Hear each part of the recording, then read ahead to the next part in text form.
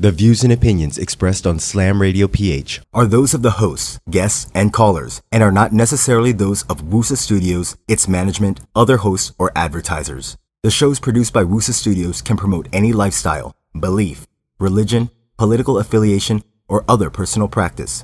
These shows are for entertainment purposes only and might include strong themes, images, sex, or language that may not be suitable for all audiences. Viewer discretion is advised.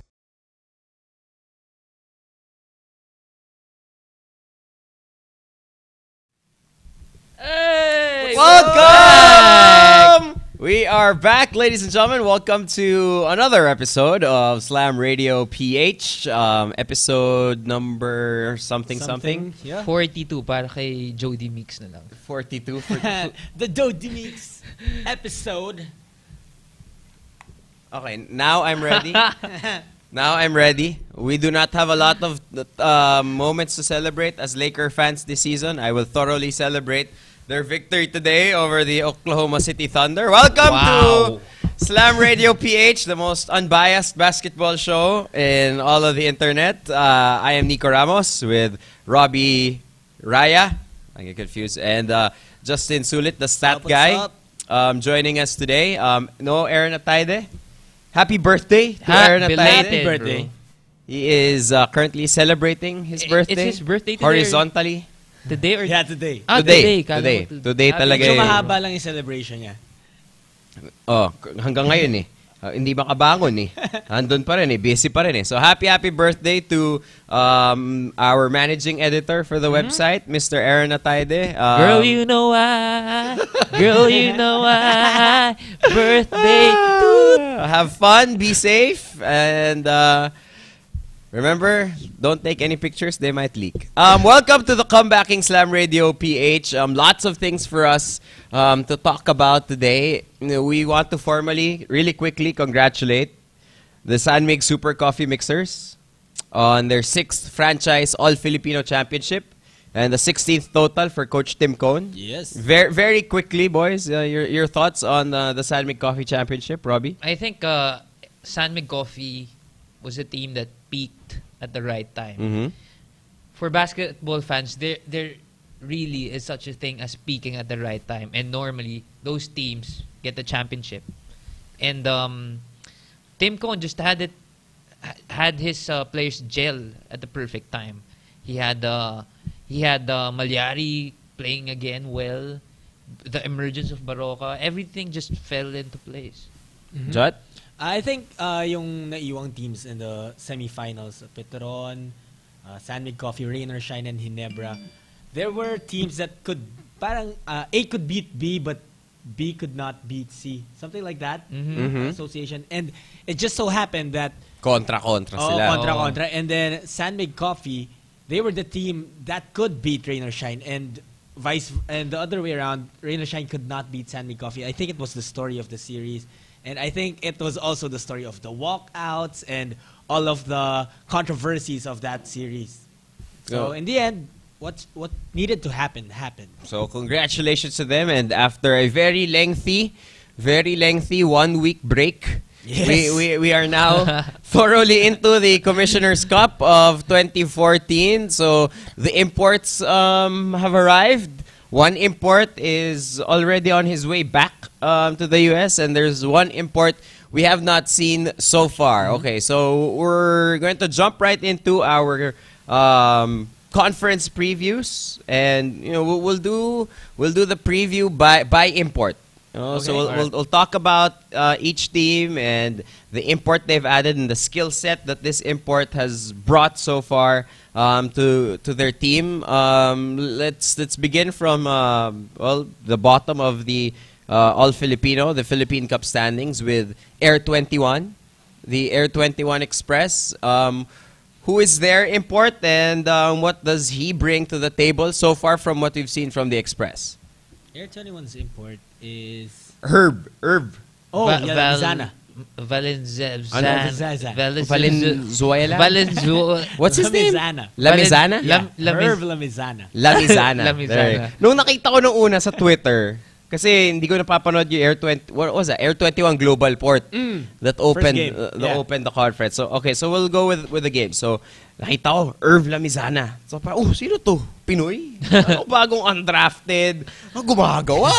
Tapos naalala ko, pwede nga palang import. So okay, what were your general thoughts on the Air 21 import apart from the fact that he looks like a taller Jason Terry? I think Lamizana is highly skilled for a 6'8", 6'9" guy. I think of all the imports, siya yung pinaka-agile. He has dribbling skills. He can attack from outside to in. But if you were watching the game, merong report I'm not sure if it was Apple David na parang he got a tongue lashing from Franz Pumarin at halftime. Wow! If that was true, diba? Wow! Sobrang ballsy naman ni Franz Pumarin. Yeah, because you don't want to admit it, but the imports, they get babied a little bit. Yes. Especially kung first game. They're not like, walang coach dito sa PBA na parang Greg Popovich na same treatment na kahit si Tim Duncan sisigawan. Right. Dito sa PBA, feeling ko, kung ikaw, coach, sisigawan mo ba yung kaya mo sigawan yung import? After 2 quarters. Oo, after 2 quarters lang. Hell no. Pero, if Franz Pumarin really did give him a tongue lashing, it was very effective. Lamizana came out of the first half, came out of the halftime na very aggressive and determined to score. Kasi, in the first half, I think he only scored like below 10, something like 7 points. Jot, what did you think of Lamizana? The first time I saw Lamizana, kasi I wasn't sure if he was the kind of player that Air 21 needed. Kasi nga, Robbie said he came out in the first half and barely did much on the offensive end. And I was second guessing if he had enough of what the Air 21 needed to make a playoff push at least. Pero what happened in the second half kind of justified why he's there, but it kind of is lacking a little bit if you ask me right now. Pero maybe he'll get there. Does he make Air 21, who has been a struggling team, does he make them a playoff team? Is this a team that can finally be in a semi-final picture? Because kasi yun yung isn't that the point of imports is to create parity in the league, and then you can bring in a dominant import and turn a mediocre team into a highly competitive team. Does Lamizana do that for Air 21? Yes or no? No. No. No. All right. Global Port Batang Pierre with a 0-1 card so far. They've only played once, is it so far? Yes, against Air 21. Against Air 21. Good start for them. They played twice. They've played twice. Yeah. They put out those sleeve jerseys, right? Oh, right. Friday. So Pido Harencio now at the helm for Global Port Batang Pierre. What do we think of Global Port, new jerseys and all, and what do we think of their import? I think Pido Harencio is doing what he can do with what he has.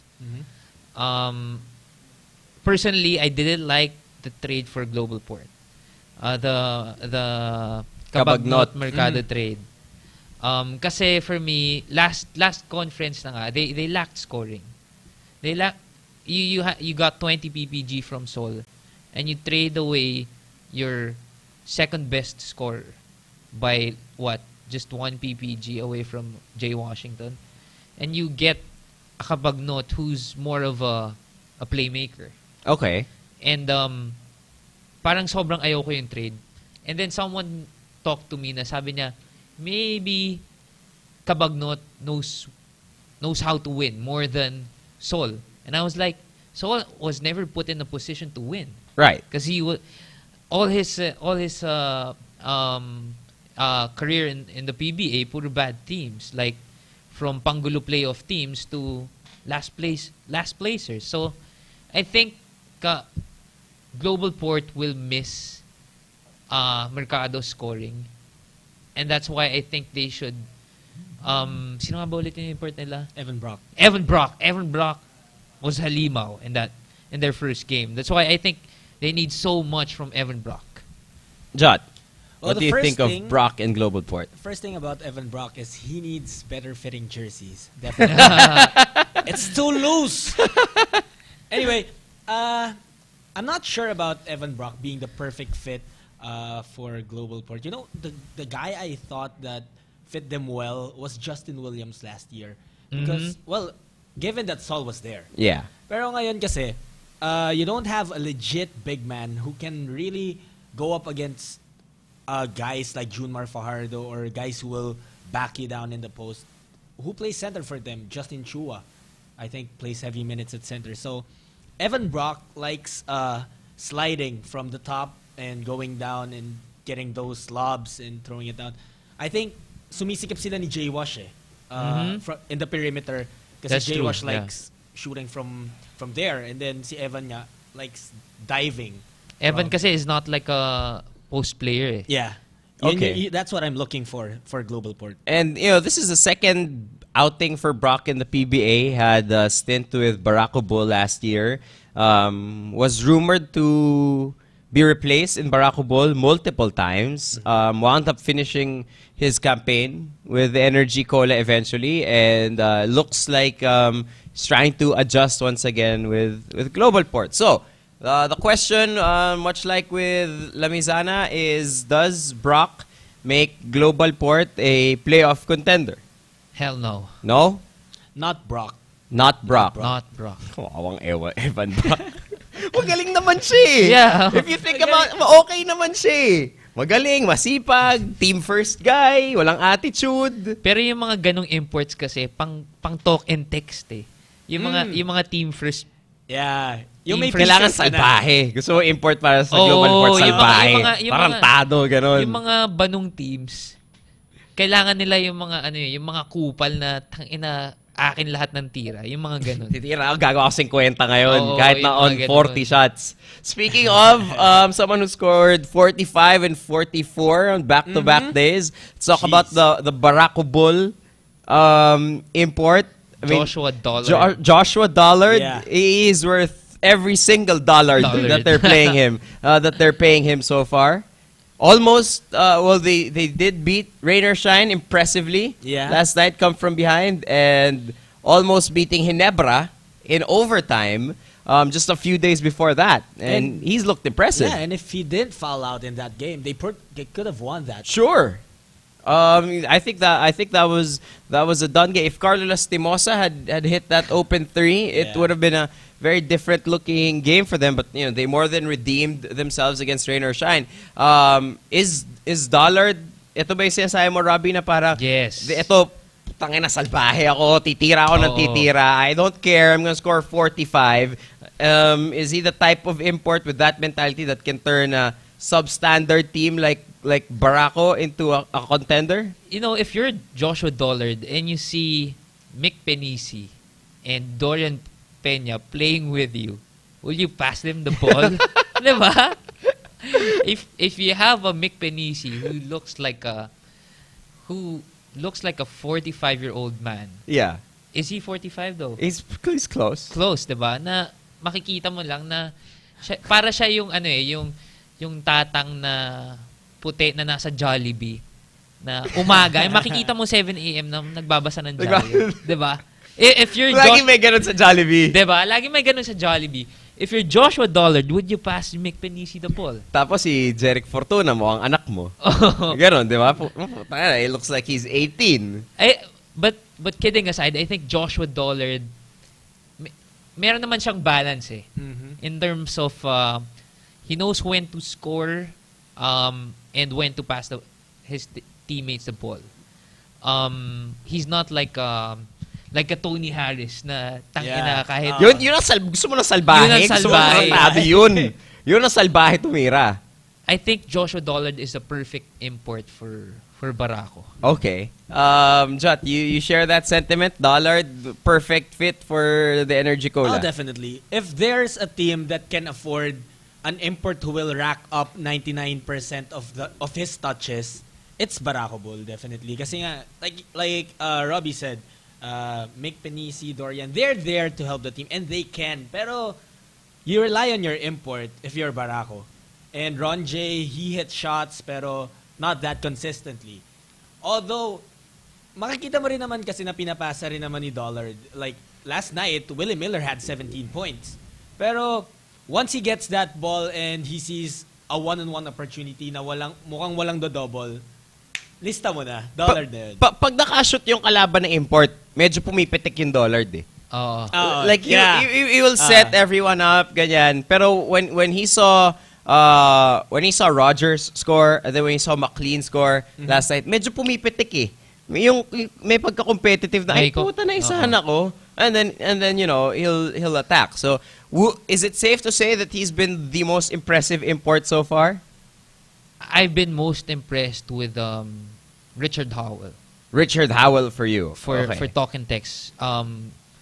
Dollard takes a second spot. Second spot. What about you? If it comes to individual performance, definitely Dollard ako. All right. Okay. So we mentioned Howell. Talk and Text off to a blazing start in a conference of impressive jerseys. Yes. And we'll get to that in a little bit. Pero Talk and Text no longer with Ali Peak, who's now officially retired. What is our opinion? Pusong bato. Yun ang opinion ko. Pusong bato. Incredible work, by the way, by Chu Villar and the rest of the team who put that video together. And incredible singing by Ali. We said last conference, pucha pare, may problema yung Talk and Text. They are not the tropa that we have come to know and love. They need fixing. And they did not fix any of the locals. None of them were traded away, but they got an import. Are they once again an elite championship contending team? You know, I wrote in my conference preview that Talk and Text might need a paradigm shift a la San Antonio Spurs in 2010. Okay. You guys remember in 2010 or 11 when the Spurs all of a sudden decided to run. Yeah. Yung parang nagising lang sila one season and they're like, okay, we're no longer the grind it out 2004 Pistons team. Yes. The Spurs from being we're gonna limit you to 73 points team to they completely changed their identity to just But Talk and Text, they're a running team. Yes. So CSI mo baliktad. Hindi naman masyado, pero you can see a lot of similarities between the both teams. Those basketball teams are both well run. You have character guys.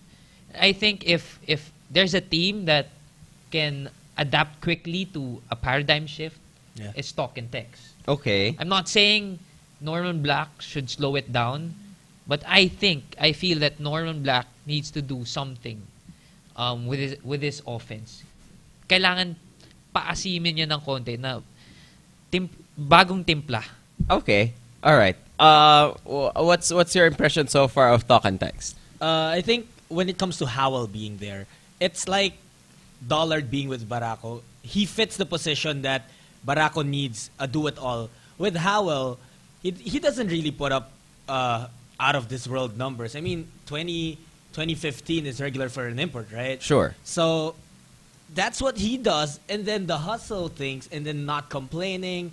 Everything that you see in a Talk and Text player is what Howell brings to them as well. You remember a few episodes ago when we said that yung Talk and Text kulang na sa libog. Libog na ulit ngayon. Howell gives them that libog. He's a total energy guy. Speaking of, happy birthday, Aaron Atayde. Happy birthday. So Talk and Text, elite. Does Howell make them an elite contender again for a championship? Because that's the Talk and Text standard. Yes or no? Do you see Talk and Text with this import contending for a final slot? They're a semi-finals team. They're a semi. Okay, so yeah. So if you're in the semis, you're contending for a spot in the finals. Yes. Okay. Jot? Howell brings Talk and Text back to the same level or near the level they were when they were winning the championships before.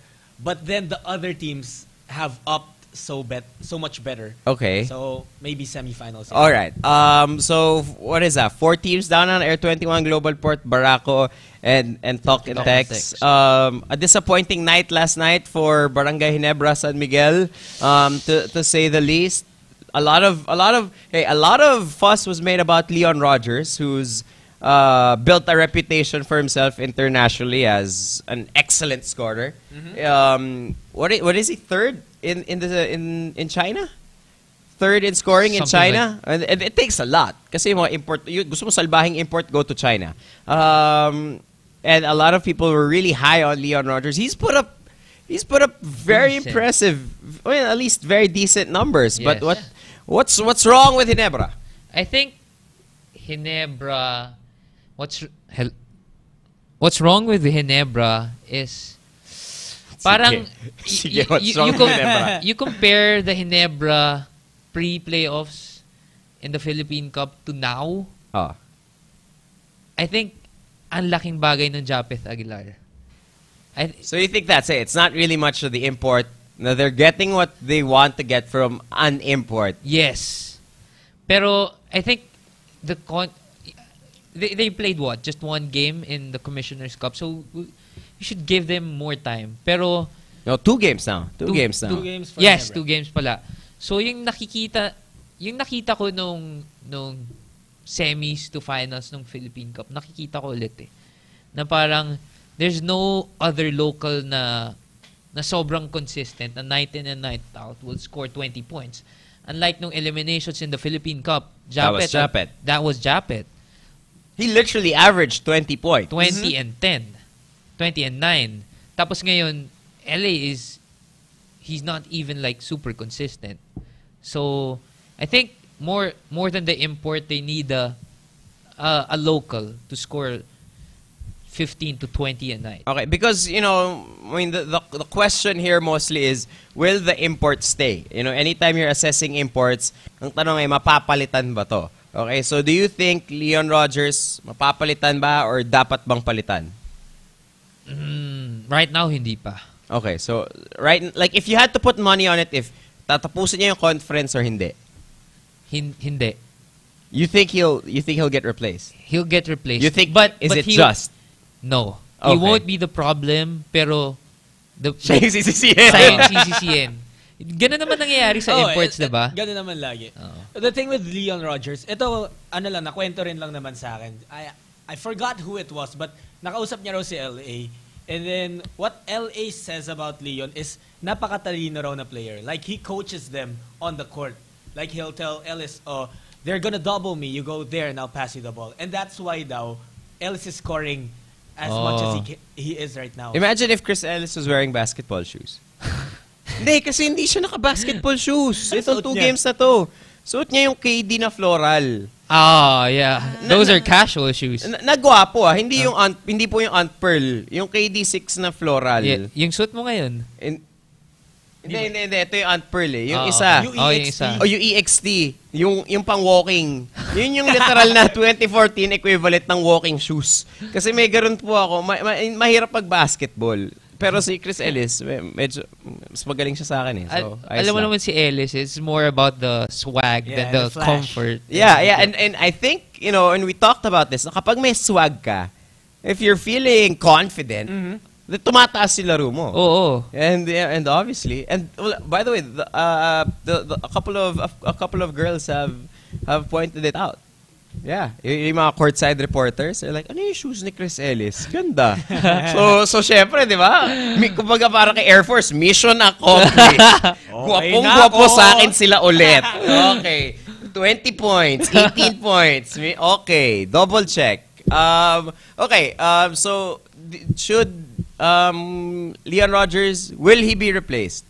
Not soon. Not soon. Not soon. But yeah, you are confident in the Ginebra panic button. I want to make this a thing, by the way, the Ginebra panic button. It gets pushed relentlessly at one point in each season. So you're confident in the Ginebra panic button and it will be blamed on Rogers? Yes. At one point or another? Yes? I think the problem with Ginebra is, like, yung laro ni Japeth last conference, he was playing like an import. And now that there's actually an import, medyo nalilito na siya kung ano yung role niya na. parang mag-lay low ba ako or push pa rin kasi may import na. And dahil yun medyo sumasapaw sila sa laro ni Leon Rogers. So what you guys are saying practically is dahil hindi pwedeng sisihin ng Ginebra si Japet, sisisihin nila yung import. That's basically what we're trying to say. In the future, yes. Okay. All right. So, okay, if Japet were playing well, not 2010 because it's an import conference, sure, but if he was getting, I don't know, 15 and 8, you think that Leon Rogers' job would be more secure? Yes, and Ginebra would be 2-0. So you're telling me... Parang di pa rin. You're telling me that it is in Leon Rogers' best interest to feed the ego and renew the confidence of Japet Aguilar. Pareng, Japet, tira-tira ka pa. Hindi, gawa ka pa. Parang di ako mapalitan. Hindi naman directly, but kasi if Japet plays well, then they win. If they win, Leon Rogers stays. All right. Diba? Okay, fair enough. Fair enough. Okay, let's go to Rain or Shine. Let's go to Rain or Shine, who also had a disappointing outing last night. The by far most rapper-looking, most celebrity-looking import we've seen in a while in McLean. Alex McLean. No relation to Don McLean, for those who are wondering. Hey, Rain or Shine had a double-digit advantage against Barako Bull in that game. Then they let go. Was it the import's fault? What do you think of McLean? I think Rain or Shine still has like a bit of a hangover from last week's finals. Last week's finals. Last week's Only in the finals. Philippines. Oh, we're not starting off this season too hot because we still have a hangover from last week's finals. But more than Rain or Shine, I think it was Barako Bull really playing well. And take note, Barako Bull plays really well in the first 4 games of any conference. Barako News! Barako News! Barako News! You look at their record in the first 4 games of the past few conferences. Kabisado mo to? Two conferences ago, they were 4-0. Last conference, I think they were 3-1. 2-0. Yeah. 2-0? 2-0, tapos like 3-1. 3-1. 3-1. Ngayon, 1-1. 1-1. 1-1, pero very, very good. Very good 1-1. Oh, very good 1-1.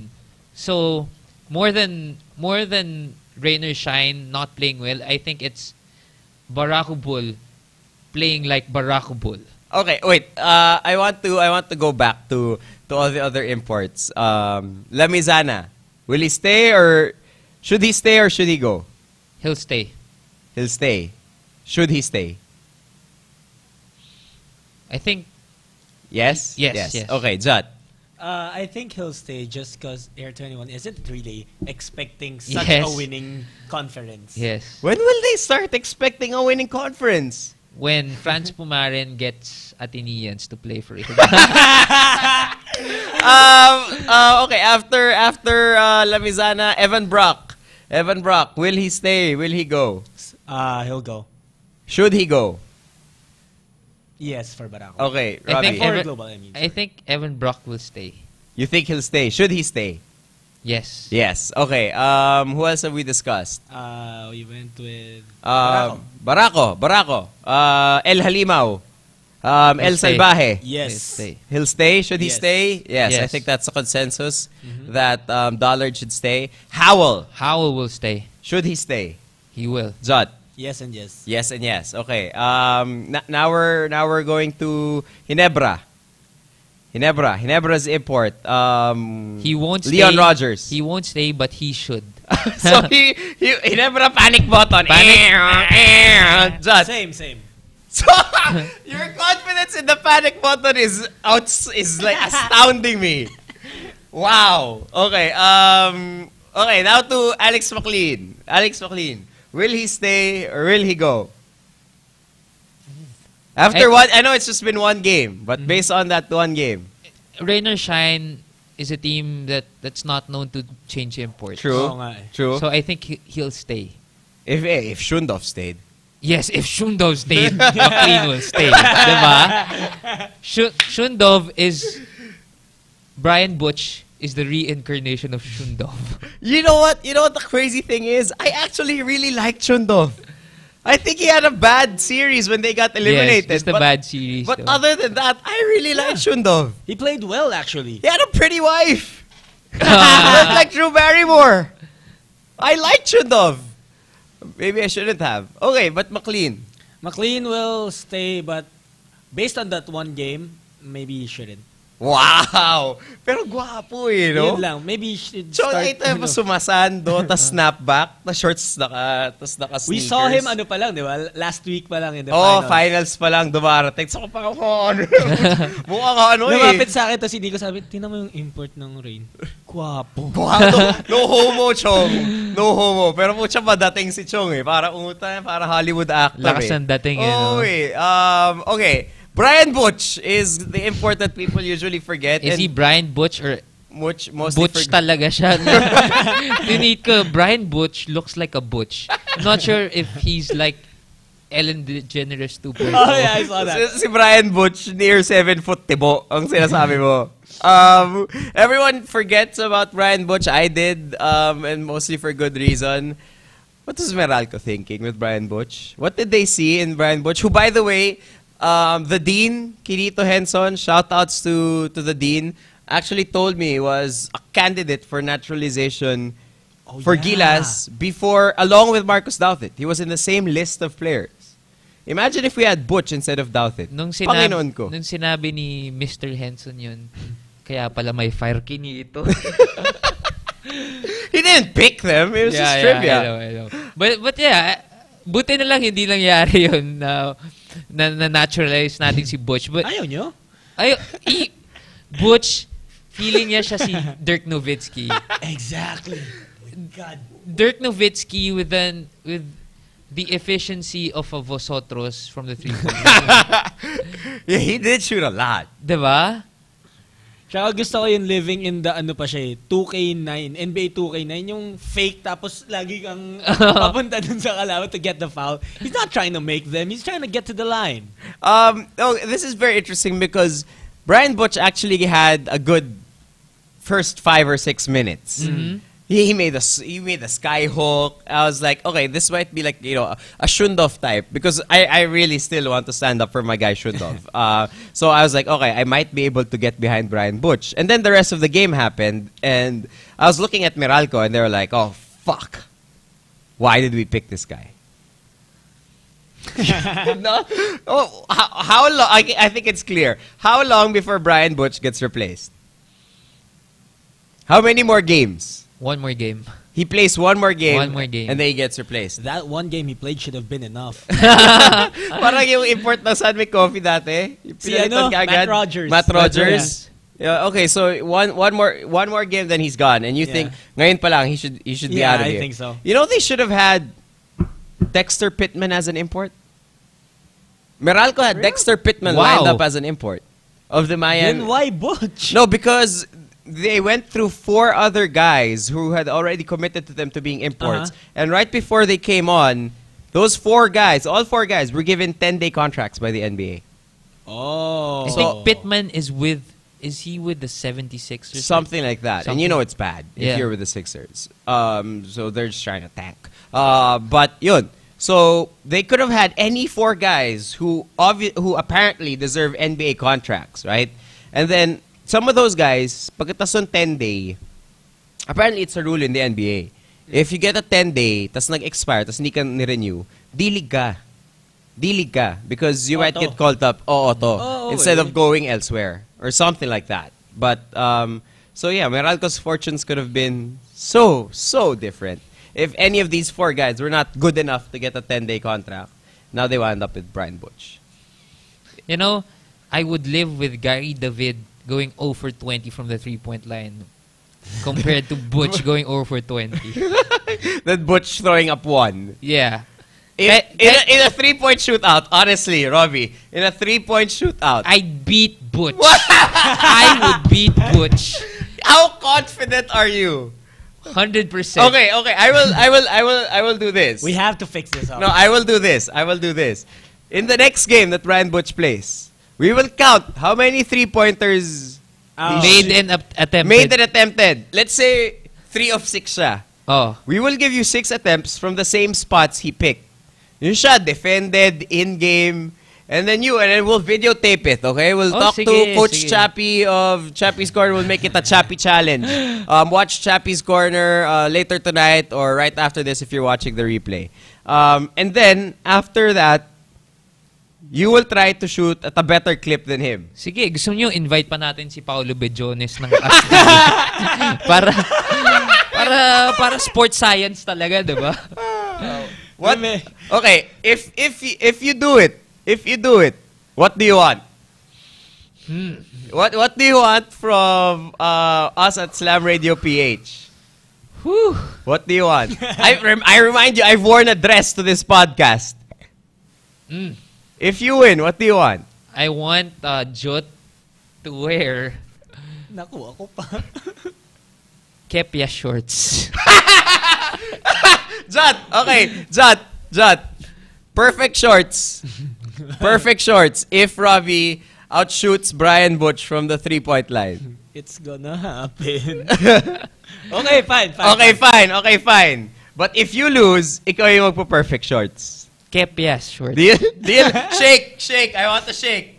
Okay, slam bet number 2. If he doesn't shoot a lot from 3 the next game, combine na lang natin. First game, second game. And if he stays. If he stays after that? If he stays after. Yeah, if he stays within the next game. If hindi na, then we'll use the first game numbers. This is gonna be good. I'm so confident right now. This is gonna be so good. Okay. Bukas tatawagan ko si Brian Butch, mag-shooting kami, umaga pa lang. Final import is Boone. San Miguel Beers, Josh Boone, reportedly already gone. I think it would be better if we take out the O's from Boone. Because his offense is just basically on tip-ins. Boone. Josh Boone has led San Miguel Beer to, first of all, San Miguel Beer. San Miguel Beer. Just feels great to say that again. San Miguel Beer is now off to a 2-0 start behind very, very solid numbers from Josh Boone. Including a 30-20 game against Ginebra. But he's already been replaced. Thoughts, guys? Yun nga yung sinabi ko kay Jot kanina off-air na sabi ko, why will they replace Boone if they're 2-0? Yeah.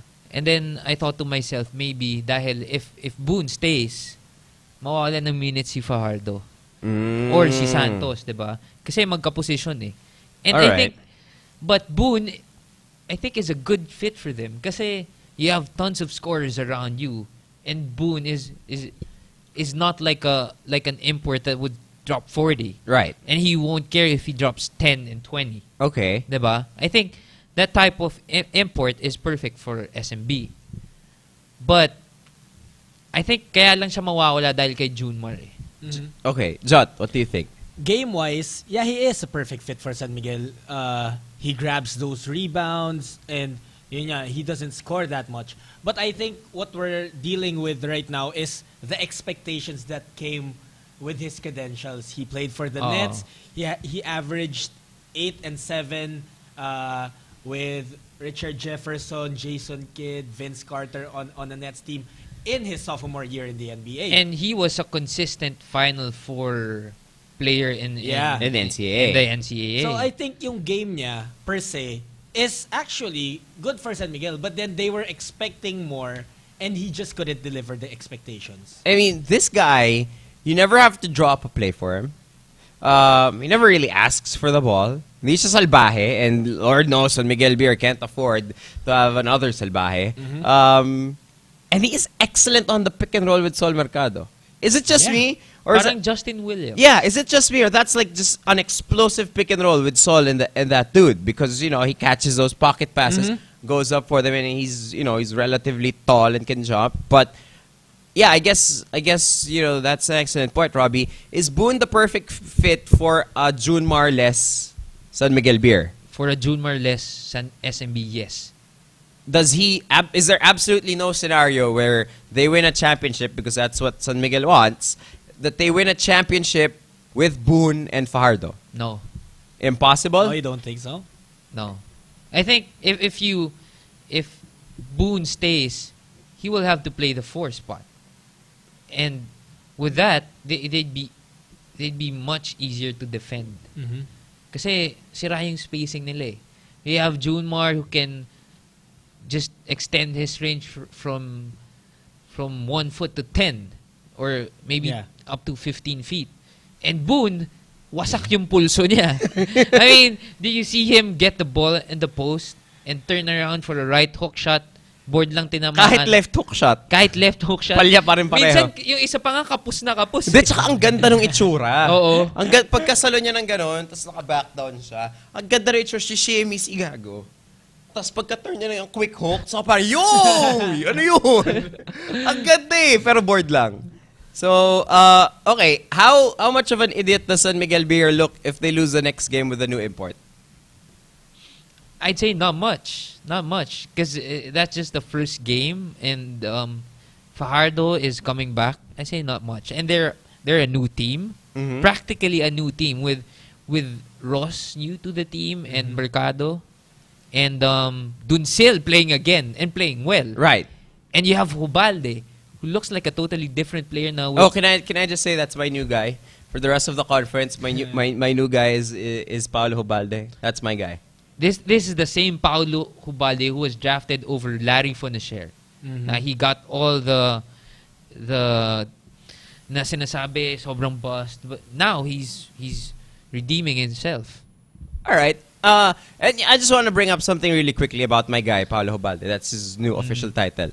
Ali Peak was at the game on Sunday, and he was watching San Miguel, put up this huge lead on Ginebra, and he said that one of the biggest things why he thought San Miguel was so good now was because of Paulo Hubalde. Wow. He said because... Really? Yeah, he said, I'll never forget Paulo because when they beat us in the finals, when Petron beat us in the finals, it wasn't necessarily Arwind or the import who beat us, and Jaywash was hurt then. He said it was because of Mick Penisi and Paulo Hubalde. And if you think about it, if you really try to remember, Paulo played heavy minutes during that final series and was a very solid point guard. He's looking like that again. So congratulations. And you know what? A lot of people have made a big thing about Olsen, Dondon, Seagull, Ildefonso, all of them no longer being with this San Miguel Beer team, and they're saying that no one really walang natira from the old San Miguel team. Actually, Paulo Hubalde was drafted by San Miguel. Yes. Paulo Hubalde is the only player on San Miguel now who has ever worn that jersey before. How about Santos? Arwind. And Arwind. So it's and for some reason Arwind doesn't get identified as a San Miguel guy because of maybe because of his success with Petron and lack of success with San Miguel. But yeah, Paulo Hubalde, sorry, my guy Paulo Hubalde did wear those colors before. Do you realize that Paulo is the oldest player on that San Miguel squad? Are you serious? Yeah, at 33 years old. Wow. Paulo Hubalde is 33? And this is a compliment. If I'm not mistaken, I have to double check on that. But I Wait. heard that somewhere. Wow. Yeah, he's the oldest player. He looks like he's 22. If you were new to the country, a la Rafe Bartholomew, the first time he came here, and you saw Paulo Hubalde and someone told you, oh, that guy's right out of college. I'd believe that. Right? Yes. Right? So, wow. Oh, Yeah. Good job, my guy, Paulo Hubalde. All right. We haven't seen the import of San Mig Coffee yet, so we don't want to make an unfair assessment. James Mace? yeah. Yeah. We don't want to make an unfair assessment about him. Although, I will say this, he shouldn't have been that active in the San Mig Coffee celebration during the Philippine Cup. Chong wala ang ginawa doon. But hey, to each his own. Championship shirt pa siya pati Guys, cap. confirmed. 33, Paulo. Wow. Okay. So that is our conference previews. Wait. Well, I was gonna ask. Okay, Boone, does he stay or does he go? He's gone. He's gone. Is this the last import change for San Miguel Beer? Yes. Yes. Yes, I think We so. have to see. We'll have to see. You're telling me that this guy could be horrible and they will stick with him for pride's sake. for Kevin Jones. Yeah. I think if SMB will figure heavily in this conference, they can't afford to change imports multiple times. All right. Okay. Okay. Dalawa na nga import nila sa coach. So that is our conference preview / import review so far. Let's jump in. Well, since we have Jot the stat guy here, we want to bring out an incredulous, unbelievable, crazy stat so far in the very young Commissioner's Cup season. What do you have for us? Well, Asi Taulava, at 41 years old right now, do you realize in 2 games he's averaged 18.5 points and 8 rebounds? Hashtag ageless rock. Yeah. He's balling. And he hasn't looked like he slowed down to me. And I think that's because of all the workouts that he's been doing. Sa Instagram lang diba? Playo ng playo eh. He's number 2 in scoring among locals next to Gary David, who's only played once. Yeah, and who's a perennial scoring champion. Right. And 8 rebounds per game in an import conference, that has to be pretty good. Is that up there? Yeah. In league leading? I think he's third. Third? Rebounds. Wow. That's pretty good. That's pretty good for Asi. That is a crazy stat. Brought to you by Jot the Stat Guy. Thank you very much. Okay, now we're moving over. We forgot to shout out. I'm sorry, I'm not used to this. This is usually Aaron's job. We forgot to shout out earlier. Anyone that you guys want to shout out to? I want to give a shout out to the Sports 5 guys who's producing the Kwentong Gilas series. Tonight 8 p.m. Kano ng Posorubio Part 2. Last week. Iyak ka, no? I was teary-eyed. Naiyak ka konti kay Ping, no? Oo. I mean... Yung natutulog siya sa sako, yun? Oo, tsaka yung balang araw kakain din ako ng masarap. Ay, Chong! Iba yun! Iba yun, diba? Iba yun! Kinuha niya yung mga ulo-ulo ng mga tilapia. Wow! I mean, nung sinabi niya yun, naalaala ko, Charo Santos, tapos may yellow pad na binabasa ng Charo Santos. Pang maalaala mo kaya talaga. Akala ko na ang sabi niya kakain ito ng masarap, chef naalala mo eh. Pugon roaster. Ping, Pugon roaster. Gusto mo kumain na masarap, ha? Ako medyo naiyak ako nakita ko yung dreadlocks ni Ping. I was taken back to those days. Like, bakit Ping? Why? Why'd you do it? I wanna give a shout out. I want to shout out to the whoever's in charge of jerseys for San Miguel Beer. I thought I wanted them to go back to retro. Yung retro talaga. Yung parang ABL. Oh, yung ginamit sa ABL. I Oh. thought I wanted them to go back to that. And then I saw the spikes and the flames, and it was red and black the first time they used it. Tapos kinilig ako, and I was like, okay, good call. Good call, guys. Global Port for at least being creative. And the Talk and Text yellow jerseys, which I love. I love those. I love the new Talk and Text yellow jerseys. So shout out to whoever is, if there is an official jersey coordinator for each sports team, congrats, guys. My shout out goes to Josh Boone. He got the news that he was gonna get cut, and even right after nung game kahapon where he lorded over everyone, he tweeted agad na parang I wanted to thank everyone who came out to support, and if that's it for me, then thank you. He stayed real professional about everything. And okay yung mentality niya last night na alam niyang last game niya na, and he was being a leader. And mga buhos na to. Oo, tsaka if you're the type of import na, if you're just any other import, pwede kang tamarin na lang. Yeah. Right. I mean, this has happened to Petron. Remember the guy that they got to, I don't know if it was to replace Balkman.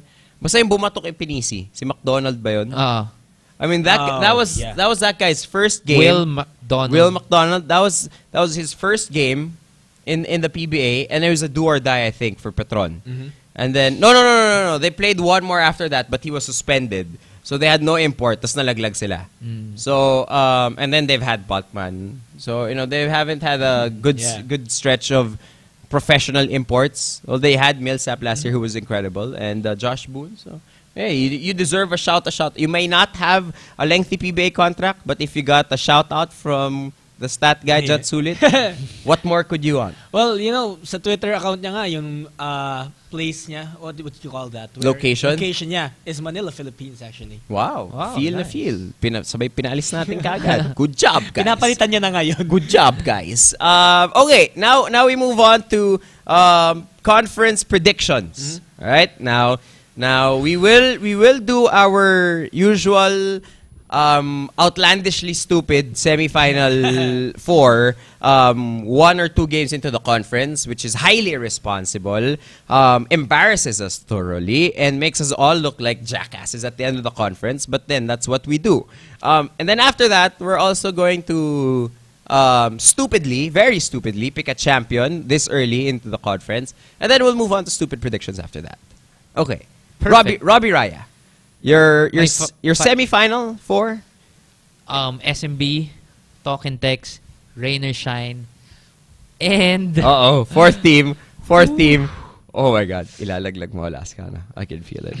I can feel it. Alaska over Ginebra. Wow! No semis for Ginebra. No semis. Wait, San Mig Coffee pala. Sorry. Wow! San Mig Coffee over Ginebra and Alaska. Forgot about. You have them in San Mig in that order. Ah. It that has to be in order. Number 1.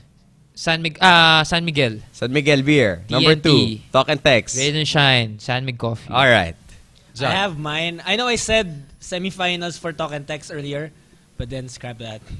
San Miguel Beer, Rain or Shine, Ginebra, and you know what? Talk and Text. Talk and Text. Yeah, no one is giving defending champion Alaska any love.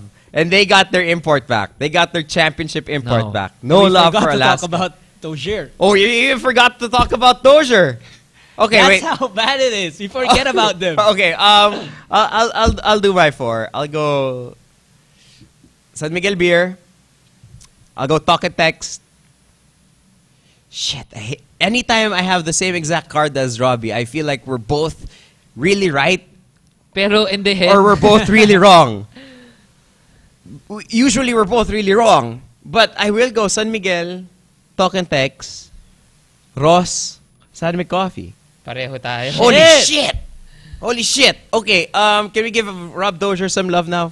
Reigning best import of the Commissioner's Cup, Rob Dozier. This is the one team we've forgotten so far. What does Dozier bring to Alaska? I mean, obviously we know him a little bit more. Okay, I'll just ask this: will Dozier finish the conference? Will he stay or will he go? I think he'll stay. Should he stay?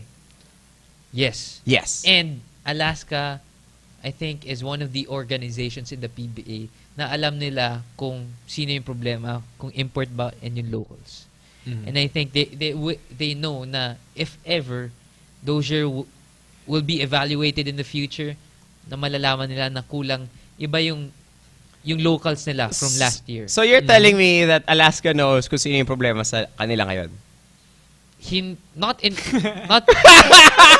telling me Alaska knows right now who their problem is? not any player in particular, pero Bullshit! but if you evaluate the talent around the league compared to last year, They have a weaker lineup. they relatively have a weaker. You're telling me lineup. Alaska has no problem players? They do, I think. Does it rhyme with... Guava? I don't know. Jat, will Dozier stay or will he go? I think he will stay because he should stay. Okay, alright. Wow, okay. Well, we've picked our 4 semifinal teams. It saddens me that I didn't pick Meralco. This is the first conference ever on the podcast, I think, that I did not give love to Meralco. Brian Butch. It's because of Brian Butch. But I love that coaching staff. I think RG is amazing. Okay, champion. Who meets in the finals and who is champion? TNT, SMB. You have them at 1 and 2, so they can't meet. Oh yeah. Okay, so 1 and 2. Okay, so TNT, SMB, who's champion? SMB! In- Finally! SMB Again. in. SMBN in 6. SMB in 6 over Talk and Text. John. SMB and Ginebra. Ay, no. Ginebra. Did I give Ginebra? Sure. Did I put Ginebra in the ano? Yeah. Yes, I put them yeah. in three. At third. Yeah. Ginebra and San Miguel Beer, and then San Miguel in 5. What we're doing right now is so stupid. It's incredibly stupid. This is the stupidest thing we've ever... This is what happens, Aaron, when you put me in charge. I will go San Miguel and... Ooh, I want to go San Miguel, San Mig Coffee. Ooh, I want that so bad. That's nice. I want that so bad. San Mig and San Mig. But I think fatigue might catch up a little bit to San Mig Coffee. You know what? I think the San Mig Coffee super mixers are slowly becoming the Spurs of the PBA, in the sense that no one really thinks of them in predictions and previews. Pero putang ina, laging nandun. Lagi nasa finals. Yeah. But I will go Talk and... Oh my God. I will go Talk and Text and San Miguel Beer. But I say it's last 2 minutes of Game 7. That's when San Miguel Beer will win. We are so crazy. We are so crazy about the 2-0 team who has just replaced an import with someone we haven't even heard of ever before. This is the dumbest thing we've ever done. Yeah. Okay, speaking of stupid things, stupid predictions. Okay, most likely, and then I'll complete it, and then you tell me who this will happen to. Okay? Most likely to get a non-basketball related injury. Most likely to get a non-basketball related injury. Samarata. Samarata. Why? I think if ever, God forbid. But yeah. And we're hoping for nothing major. Tipong sprain lang, out one game, gano'n. Feeling ko yung tipong aakyat siya ng hagdanan sa Arakama. Tapos bigla na lang matatalisod. Tapos biglang sabihin niya, excuse sa SMB, I was doing knuckle push-ups eh. Talaga pero nadula sa Arakama? Nadula sa Arakama. Wow. Jad? Yusef Taha. Oh, pwede. Why? Pwede. Because it has happened to him before. Na-injure siya nang nagsasara ng pintuan. I was reporting for Mapua back then. He played there. He couldn't play kasi nagsasara siya, tamad. Ayun, naipit. Are you serious? Yeah. Parang he didn't want to stand up. So parang abot siyang naipit yung kamay niya. Wow. This is fantastic. Fantastic. This is such a Yusef Taha thing to happen.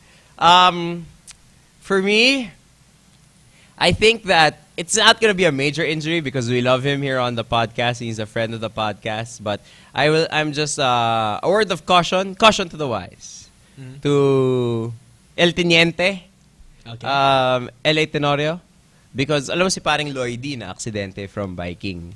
Oh, bumabike na. Biking body sila niyan. Biking body sila niyan. So, LA, learn from your good friend Lloydie, and ingat-ingat sa pagda-downhill dahil baka you can never tell. Baka non-basketball related injury.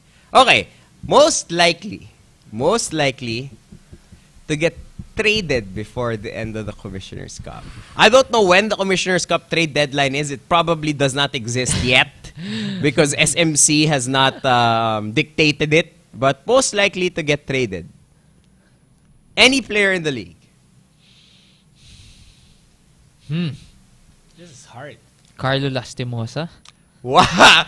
Why is it? Dahil siya yung magaling sa Barako ngayon. What team will go for Carlo Lastimosa? Ginebra. Dahil uso. Carlo Lastimosa for James Forrester. You know what? I make that trade. If I'm Barako, I say call. Diba? I say go. If I'm Barako, I'm like, sure, game. What do I have to lose? I have Ronje and JC Intal as a backup to Lastimosa. I don't really mind. Willie Miller too. Wow, okay. Jot. I think I'll go with John Wilson. John Wilson? John Wilson, yeah. Who's with Meralco? Okay. Kasi Gary fills up that spot as well. And sayang siya eh. Magkakaroon ng hashtag free John Wilson soon enough eh. And where does he go?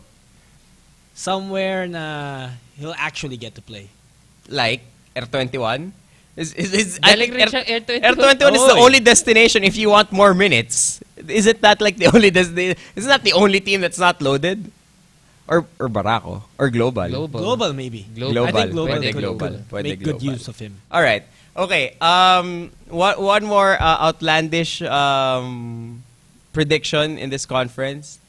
Most likely to have a stupid hairdo. Most likely to have a stupid new hairdo by the end of the conference.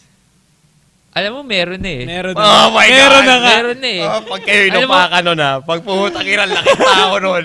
Malaking tao siya, He pero... watches this shit. Pero alam ko, Cliff Hodge is a good dude. I was like, Cliff, nung nakita ko yung... When I saw his hairdo, feeling ko yun yung tipong nakatulog siya, tapos nagkamali pala yung Barbero. niya. Di ba yun yung usong gupit ngayon na one dito. Oh, yeah. Tapos yung mahaba na kaganon. Yeah, Feeling ko somewhere Yeah, I mean, all three of us have some version of that haircut. Yes, somewhere along the process of cutting Hodges' hair, nagkamali yung... Nakatulog siya na. Oh, It's not gonna. So it's Cliff Hodge for you. JJ Helterbrand. Chong, minuhok niya na blinand niya pa. For Game 7 pa yun, ah. Yeah, And he actually. has maintained it. It's not the same dye job from Game 7 because may roots na siya dapat by now. Pero wala. Ibig sabihin, pinaulit niya. Trip niya talaga. The only reason he can pull it off is because he's JJ. Di ba? Buti na lang talaga veterano na siya. Kasi kung rookie yun, gumigimik ng ganon. mauupakan Diyos ko. yun. Love naman siya ni RR. Yeah. Love naman siya ni RR. If RR Enriquez looks at you and says, I still love you, and to me that haircut is sexy, is guwapo. Putang inang yan. Diba? May gugustuhin ka pa ba sa mundo? I think you're set. Yes. I think you're set. For me, by the way, I think JJ's has like a baby assy. Is his haircut? Oh, yeah. It's like the baby Yeah, assy. I think Junmar does something stupid with the hair again. I think he gets bored. He comes back. He changed his number. I think he comes back and then he does something. All right. Okay. Last thing that we're doing here on the podcast today, there is news of an entry, the possible entry of 3 new teams. I want us to name these new teams and also pick out random companies in the Philippines that could possibly enter the PBA, and I want you to name them. Okay? Apart from the Road Warriors, what would be an apt name for the possible new PBA team, NLEX? Because right now, they're the Road Warriors in the D-League. Possible alternate name. Kasi pag nagfa-file ka sa alam nyo to, sa DTI. Di ba? Pag nagpa-file ka sa DTI, kailangan marami kang suggestions ng pangalan. Para may ng kapalit. kumpanya. Oh, in case taken na. NLEX, Tall Boys. NLEX Tall Hindi Boys. Call, Tall Boys. Tall Boys. Tall Boys. Pwede. NLEX Tall Boys. Puro bata yun. Galing D-League eh. Sina Lanete, sina Alan. NLEX Tall Boys. NLEX. I like that. NLEX All-Stars na lang. Yun rin lang naman sila eh. They get the best of the amateurs. Yeah, if they get to bring up their team, they might be Diba? an intriguing team in like 2 to 3 years. You never know. NLEX, gusto ko like parang some Kapampangan word. Dahil, it's up in the north. Mga NLEX Cabalens, mga ganon. Something like that. Something in Kapampangan to pay homage to what about Kia? Kia is being rumored also. Yeah. It's Kia, right? Kia. Kia. Kia is being rumored to enter the PBA. If you were to name Kia, what would it be? Kia Chupers. What? Chupers? Hindi. Tricycle Chupers. Di ba maraming Kia na motor, di ba? Oh. May Kia ba na motor? Meron nata eh. Hindi ko alam. Kawasaki yun eh. Kawasaki pala yun. Sorry. Honda may motor, Kia wala. Kia Prides. Kia Okay, Prides. Kia I Prides. I like the Kia Prides. Like, honestly, gusto ko yung Kia Prides. Oh, it makes sense. Ano pa ba yung sasakyan ng Kia? Sportage. Hindi mo pwede. Hindi pwede. Pregyo. Rio. Hindi pwede. Kia Rios. Hindi, walang sense. Prides, Yung Kia Prides, medyo trip ko. Kaso ang tanong, may pride pa ba? Yun Kia lang. Pride pa ba? After one conference, may pride pa ba kayo? Okay, this really needs help because I can't stand the Blackwater Elite and sometimes Blackwater Sports. Yung brand Blackwater, yung moniker nila Sport. Literal, sa dilig yun. Blackwater Sport.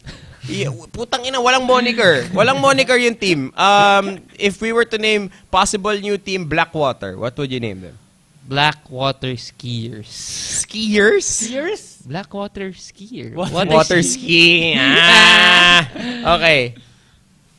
Blackwater sprayers. Blackwater sprayers. Sprayers. Spritzers. Spritzers. Blackwater spritzers. Other possible teams. I like this. I like the Jolly Bumblebees.